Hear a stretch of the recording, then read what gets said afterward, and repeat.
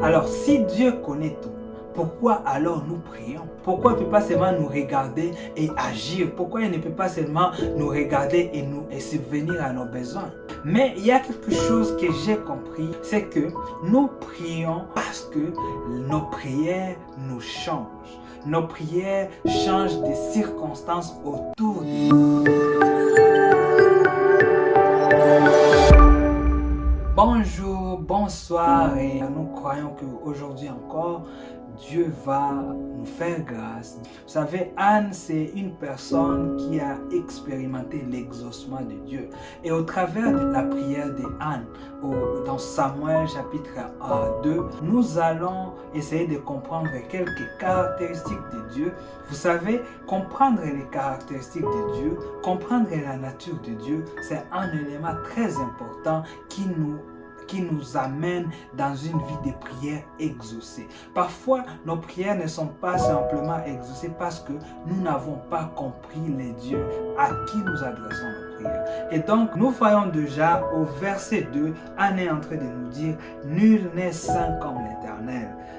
Il n'y a point d'autre Dieu que toi, il n'y a point de rocher comme notre Dieu. » Alors, la première caractéristique de Dieu que nous voyons dans ce passage, c'est que Dieu est incomparable.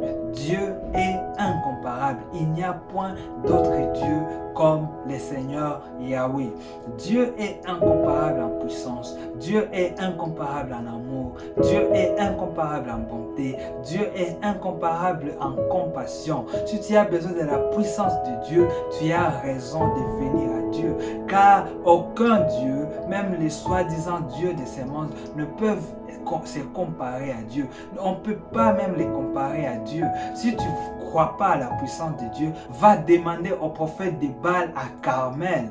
Ils ont prié toute la journée et ils n'ont pas pu faire descendre le feu. Mais lorsque Élie a invoqué le nom de l'Éternel, la Bible nous dit que le feu est descendu juste la minute qui a suivi.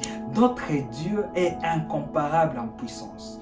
Notre Dieu, il est aussi incomparable en amour. La Bible nous dit, c'est dans son grand amour qu'il a prévu un chemin de salut pour toi et moi en envoyant son Fils. Et Jean 3,16 est en train de nous dire quoi? Car Dieu a tant aimé le monde qu'il a donné son Fils unique.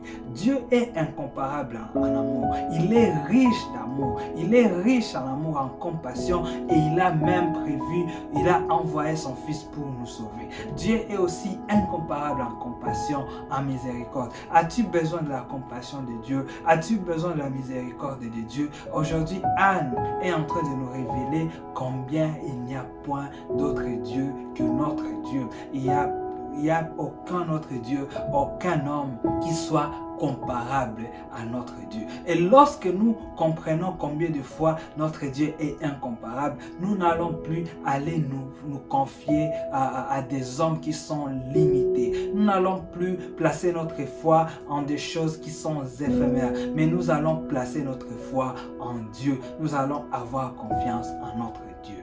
Amen. Et la deuxième chose, la deuxième nature de Dieu que cette prière de Anne nous révèle aujourd'hui, c'est que Dieu connaît tout.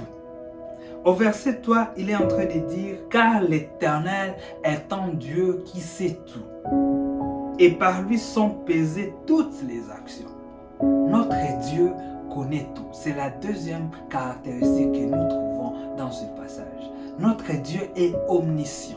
L'omniscience, c'est la capacité de tout connaître, la capacité de tout savoir. Dieu connaît tout. Il connaît quand tu sors et quand tu rentres. Il connaît quand tu dors et quand tu te réveilles. Rien n'échappe à Dieu. Mais tu me demanderas, alors si Dieu connaît tout, pourquoi alors nous prions? Pourquoi nous devons venir à Dieu et faire encore des requêtes pendant qu'il connaît tout? Pourquoi il ne peut pas seulement nous regarder et agir? Pourquoi il ne peut pas seulement nous regarder et subvenir à nos besoins? Bon, personnellement, moi aussi, je ne sais pas parce que je me pose les mêmes questions que toi. Mais il y a quelque chose que j'ai compris en méditant la parole de Dieu, c'est que nous prions parce que nos prières nous changent. Nos prières changent des circonstances autour de nous. Nous prions pour notre bénéfice. Au fait, Dieu a prévu la prière comme le moyen par lequel nous vivons l'accomplissement de ses promesses dans notre vie. Lorsqu'il dit demandez et il vous sera donné, c'est Dieu, parfois il peut attendre que tu puisses demander afin qu'il te donne quelque chose. Mais c'est là, lorsque Dieu ne réagit pas, cela ne veut pas dire qu'il ne connaît pas. Nous prions parce que nos prières ont des effets sur nous. Nous prions et nous voyons des effets. Nous demandons à Dieu et Dieu nous répond. Et c'est pourquoi nous prions. La prière nous change. La prière change nos circonstances. Et c'est pourquoi nous prions. Et aussi, le fait de savoir que Dieu connaît tout va nous permettre à prier avec assurance. Nous n'allons pas nous inquiéter si notre message est passé ou pas, parce que Dieu connaît. Nous savons que nous sommes en train de nous adresser à un Dieu qui connaît tout et qui est notre pourvoyeur et qui est prêt à nous répondre. La Bible dit que Dieu exauce nos prières. Et c'est avec cette attitude que nous allons à Dieu présenter nos requêtes. Aussi, nous prions pour démontrer à Dieu combien de fois nous sommes dépendants de lui.